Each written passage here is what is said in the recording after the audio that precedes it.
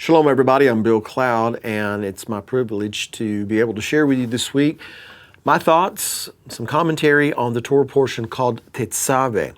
TETZAVEH means shall command, and it's taken from the book of Exodus, or Shemot, chapter 27, verse 20, going over to chapter 30, verse 10. Now, while the previous portion focused on the Mishkan itself, this portion is going to focus on the Kohanim, the priesthood, their selection, their consecration, their garments, and all the things pertaining to the priests themselves. If the Mishkan was to constantly remind Israel of the call to holiness, to be set apart unto the Creator, then the garments and the unique duties that were given to the priesthood was to be a constant reminder to them specifically of how they were to represent Israel to the Creator, and equally, if not more importantly, how they were to represent the Creator to Israel.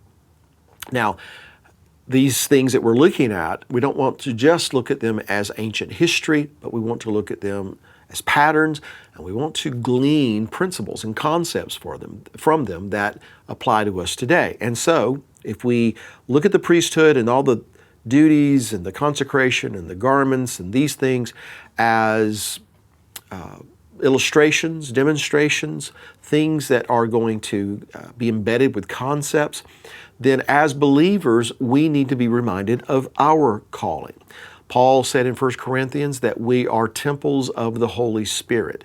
And so consequently, we need to be devoid of anything that pollutes, anything that contaminates, anything that would desecrate.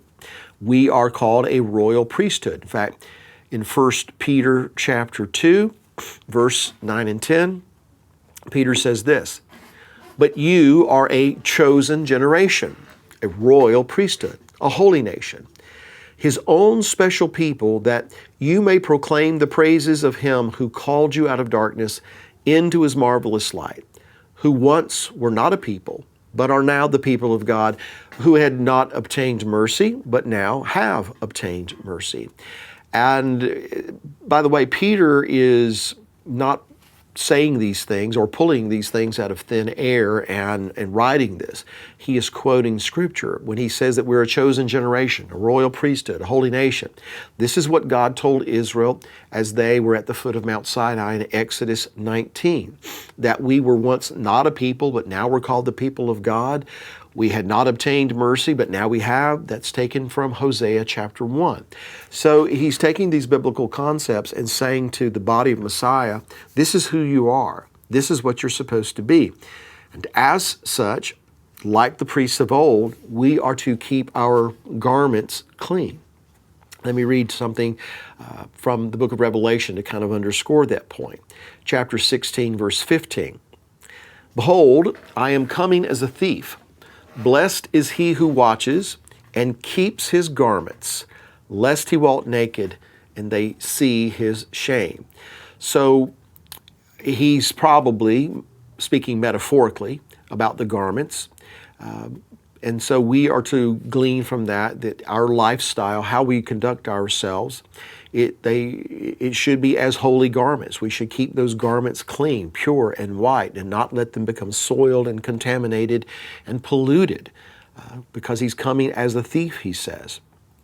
So tying those two together, that is the Kohanim of old, the priestly garments, their consecration, and what it means to us as believers, being the royal priesthood, we're going to briefly examine the garments of the priest, somewhat, that we might glean important concepts, things that will teach us by looking at their description, looking at their purpose. And so, let's actually read from the Torah portion in Exodus chapter 28, verses 1 and 2. "Now take Aaron your brother and his sons with him from among the children of Israel, that he may minister to me as priest. Aaron and Aaron's sons, Nadab, Avihu, Eleazar, and Ithamar. And you shall make holy garments for Aaron your brother, for glory and for beauty," or some translations render it splendor, I think. But now in the verses that we just read, it says that these are holy garments. Of course, we all know that holy means to be set apart. It's not to be used for common or profane purposes. The Hebrew terminology, or the term, is bigdei, that's garments, kodesh, bigdei kodesh. Kodesh means holy, set apart. Bigdei is the word that is translated as garment. That's bet gimel dalet yud, bigdei. It means to cover. It means to present an outer appearance. Now, it's rendered garment, and so the Kohanim wore literal physical garments. But tying it back to the idea that this is a concept to speak to those of us who are the royal priesthood, as Peter puts it, our garments are to present an outer appearance. We're not supposed to have the outer appearance that would suggest that we are mixed and mingled in our lifestyle and the way we think. We're not to demonstrate to the world that there's any ambiguity in our walk. So bigdei, again, means to cover. It means to present an outer appearance. But the root word is fascinating. The root word bagad, bet gimel dalet, it means to act covertly or deceitfully. In fact, it can mean to be faithless, not faithful, but faithless. And so how are these two things connected? How do you take a root term that means to be faithless? It means to act deceitfully, to act covertly. How do you tie that to the concept of bigdei, or a garment? And so here's what I'm thinking. It might be that the raw meaning of the word for garment is linked to the fact that Adam had to be clothed. He had to be clothed to cover the nakedness that he was aware of at the time he fell. Because that nakedness came about as a result of him being faithless to the Creator's command.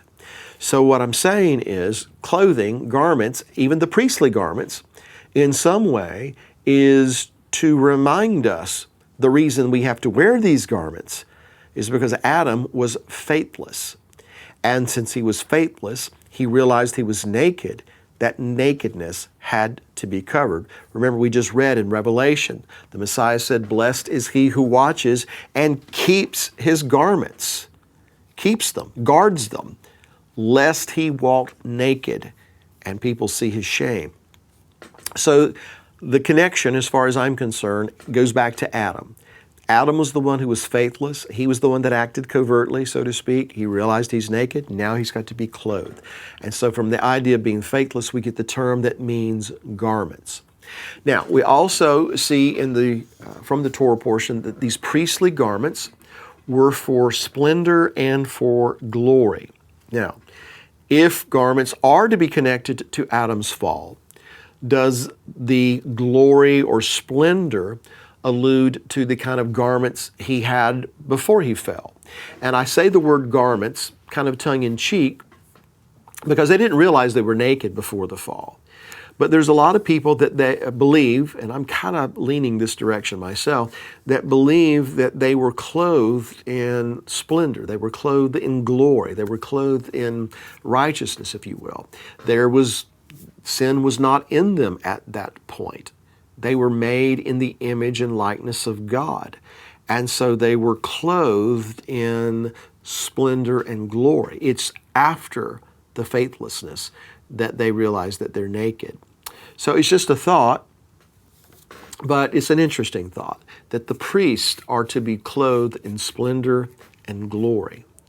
And it's also interesting to point out here, at least this is my belief, that before the fall, Adam was functioning in the role of a priest because he was in the midst of the garden at times. He was in the garden to tend and to keep it, and the garden was in Eden.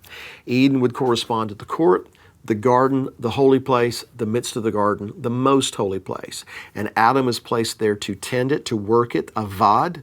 From that we get the term avodah, which is the word service as it relates to temple service. And he was there to guard it against anything that would encroach upon and contaminate it, just as the priests were where the Mishkan was concerned. Now, let's go back to the Torah portion, and we're talking about the garments, I think it's also important to note that before the golden calf incident, all of Israel was called to be priests. That is, before the golden calf incident, when the tribe of Levi were set apart to be God's priests, before that, he called them a kingdom of priests. That is Israel at large. And then that would suggest that if they're all to be priests, they were all to be clothed with splendor and glory, in a manner of speaking. Again, Exodus 19, verse 6, you shall be to me a kingdom of priests and a holy nation. And we've already mentioned this, but this verse in Exodus 19, verse 6 is what Peter was echoing when he said that we are a royal priesthood, a holy nation. If we are that royal priesthood and that holy nation, borrowing from the concepts that we see in the Tanakh, that means that those who would want to come near unto the Creator, to approach the Creator, must be sanctified and they must wear clean garments. Anyone in his service is going to have to consider how they approach Him. Are we wearing pure, clean garments? Because if we are to stand before Him as the priest of old, if we're to stand before Him, we must be clean. We must be pure. Psalm 24 puts it this way: who may ascend into the hill of the Lord, or who may stand in His holy place? He who has clean hands and a pure heart. So, in the days of the temple and the tabernacle, the ordinary Levite wore white linen garments only. Those who were not the high priest wore white linen garments every day. It's the Kohen HaGadol, or the high priest, who would wear these other garments, the ephod and the shoam stones and the breastplate and all these different things.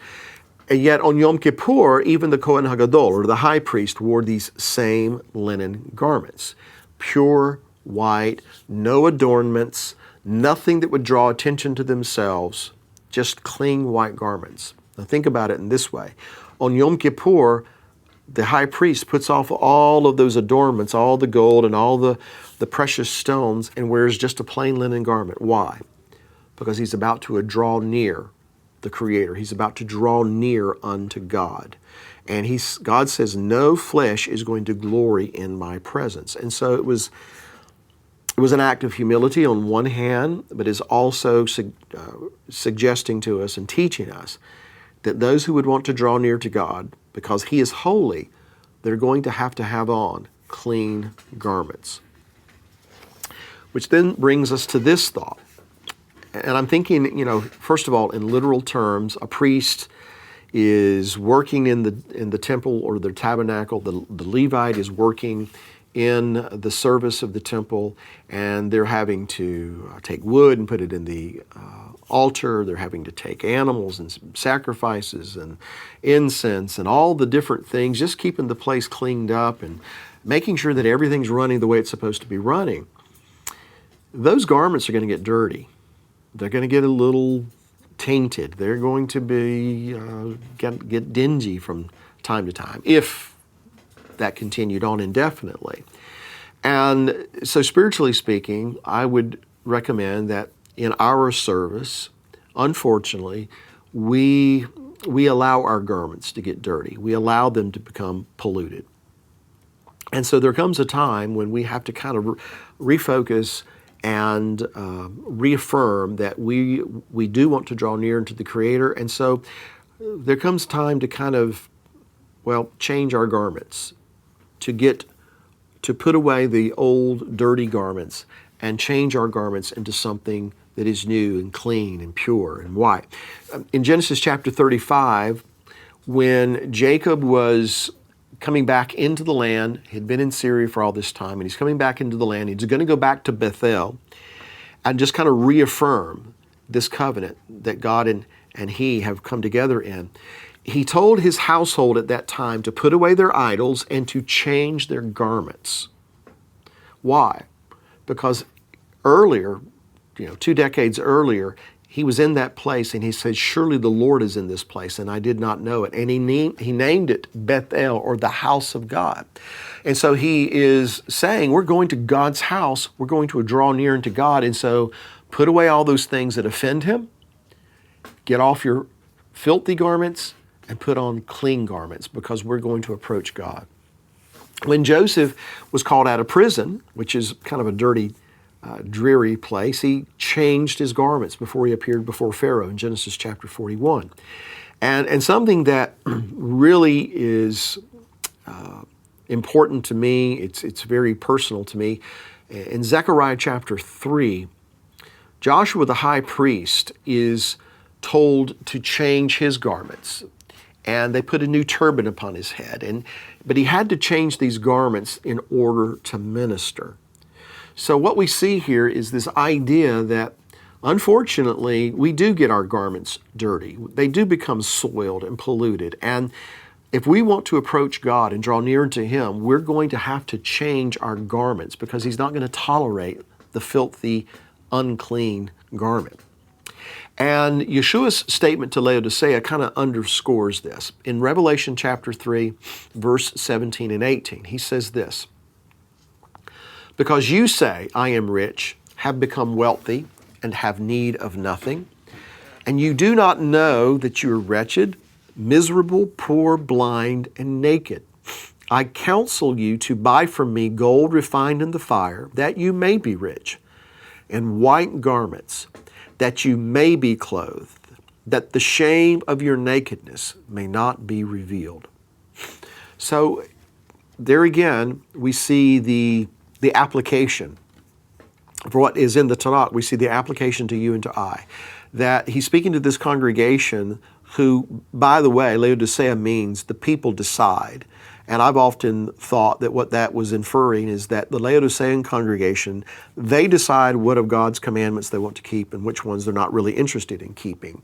And they're the congregation, of course, that is lukewarm, that is half hot, half cold. You're not righteous, you're not totally wicked either, but you've mixed these two things together. And so you see yourself one way, you don't think there's a problem, but there is a problem. And this is how I see you. You need to be clothed so that your nakedness does not show.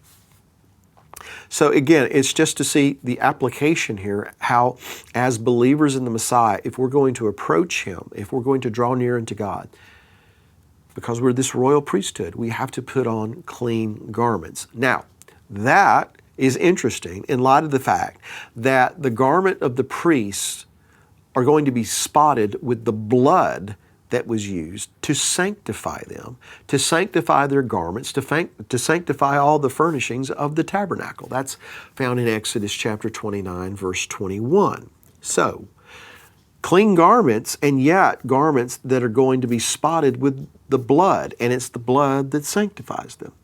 So how is that? Well, possibly it's to remind us that Adam shed his garments of righteousness, so to speak, when he fell, and for his nakedness to be covered, well, there had to be blood shed. That garment, or those coats of skin that God made for Adam and for his wife, infers that an animal had to shed its blood so that Adam's nakedness could be clothed. And I might add, that animal was not guilty of sin. So it was an innocent animal. It was innocent blood that had to be shed in order that Adam's shame could be covered. So I think you probably see the connection there. So to resume the role that was relinquished, back in the garden, are the garments of splendor holy because they're sprinkled with the blood. And of course, this is going to allude to Yeshua and the blood of the Messiah that allows us to have access to the Creator. Because in Hebrews chapter 9, verse 12, it says, not with the blood of goats and calves, but with His own blood, He entered the most holy place once for all, having obtained eternal redemption. In other words, His sacrifice makes it possible for you and for me to be adorned, as it were, in garments of splendor.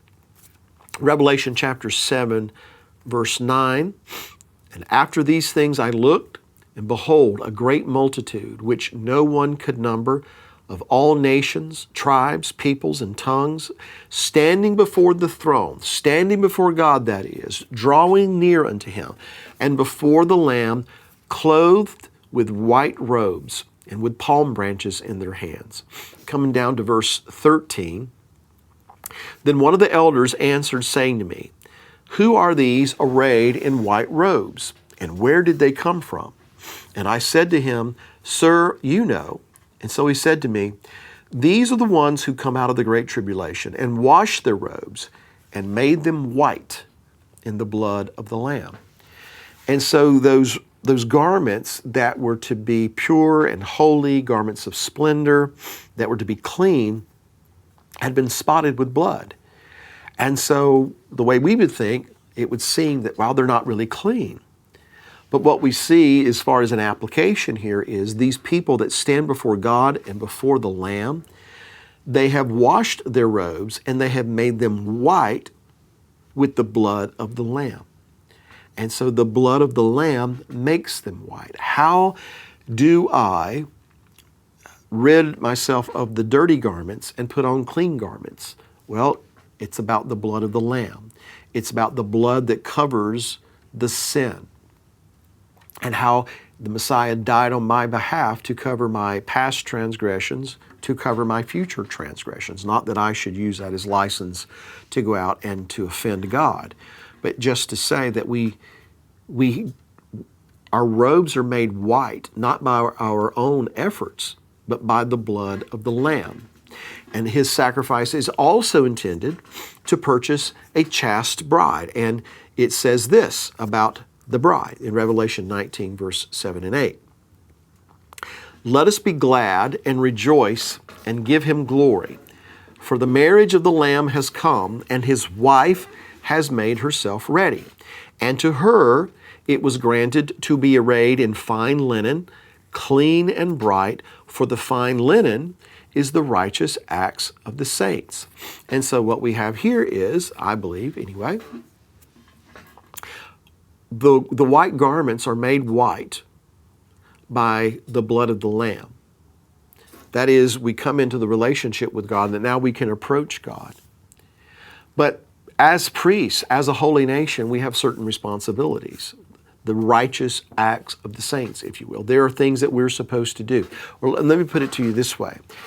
This is what I've shared with groups for many years now. Again, I'm not the only one to say this, but my background being what it is, and going to different venues, not just Hebrew roots communities, but also churches and different venues such as that, inevitably the issue of the law, the Torah, keeping these instructions, we're under grace, we're not under law, all those things are going to come up. And so to make my point with folks who have those kinds of questions, I will tell them that, look, when Israel was in Egyptian bondage, for them to be saved out of Egypt, they weren't saved by what they did. They weren't saved because they did this, they didn't do that. They were saved out of Egypt because they placed their trust in the blood of the Lamb. If they didn't have the blood upon the doorposts and lintels of their home, if they were not trusting God and having confidence in God enough to do that, they wouldn't have been saved. And so they, again, were saved because they placed their trust and confidence in the blood of the Lamb. And then he brought them out of Egypt. And then he took them to Mount Sinai. And having already saved them, he said, you saw what I did unto the Egyptians. You saw what I did and how I brought you into myself upon eagle's wings. Now, if you will indeed hear my voice and keep my covenant, then you shall be a peculiar treasure unto me above all peoples, for all the earth is mine. You will be a kingdom of priests and a holy nation. Now, that was a conditional statement. And it was predicated upon this: if you will hear my voice and keep my covenant. They've already been saved. They were saved because they trusted in the blood of the Lamb. But now that they are saved, he's saying, here's what I want you to do. Here's how I want you to live. And if you live the way I'm asking you to live, you will be a peculiar treasure. You'll be a holy nation. You'll be a kingdom of priests. The priesthood was appointed by God. They were the ones that He chose to draw near into Him. They were to be adorned in these garments, but they had responsibilities. There were things that God expected them to do. And so, to sum it up, the righteous acts of the saints, I'm going to suggest to you, is synonymous with us walking in obedience to the Creator's instructions, His Torah, doing the things that He said to do, not doing the things He said don't do. It's our responsibility to do that. But why do we? Not to be saved, but because we are saved. We do these things because we are already in the relationship with the Creator through the Messiah, Yeshua, who said, if you love me, keep my commandments. And so throughout this Torah portion, there are recurring themes of purity and responsibility. And these things are addressed to emphasize what God expects of those who are called to be His priests, to stand before Him in purity. Who shall ascend into the hill of the Lord? The one who has clean hands, they've been washed. There's no more dirt and filth and all these things on their hands, literally their palms. And they have a pure heart. In fact, we could render that they have the heart of a son. So as followers of the Messiah, we are to have clean robes. We are to have clean garments that have been made white, if you will, by the blood of the Lamb. And thereafter, we are to walk in purity. We are to perform these righteous acts. We keep His commandments. Why? Because we love Him. And then in those times, in those seasons, in our frailty and our weakness, when we unfortunately allow our garments to become polluted, to become dirty, there's times that we have to refocus and we have to recommit ourselves to get back on the right path and to be better witnesses and better ambassadors for the Messiah. And so in those times we have to, or have need to, exchange those dirty garments, those polluted garments, and to put on clean garments. And that's when we have to go back and say, Father, because I believe and trust in the blood of the Lamb, I ask you to forgive me and deliver me. You see, were it not for the blood of the Messiah, our garments would remain dirty. And so I guess that brings us to this final thought.